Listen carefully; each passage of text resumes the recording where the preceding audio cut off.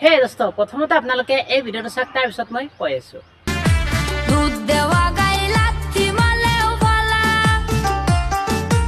অশিক্ষিত বন্ধু সে শিক্ষিত শত্রু ভালা বালা মেজর জুতারে বুঝা সো গাইস ভিডিঅ'টো দেখা পাইছে অলপ হলেতো কিবা বুজি পাইছে এই ভিডিঅ'ত একমাত্ৰ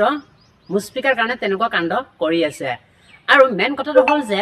গানত যে জোতা চেণ্ডেল দেখাই আছে কাক দেখাই আছে ৰাইজক দেখাই আছে দেখোন ৰাইজে যদি ছাপোৰ্ট নকৰে আগবঢ়াই যদি নিদিয়ে সিহঁতে কেনেকৈ আগবাঢ়ি যাব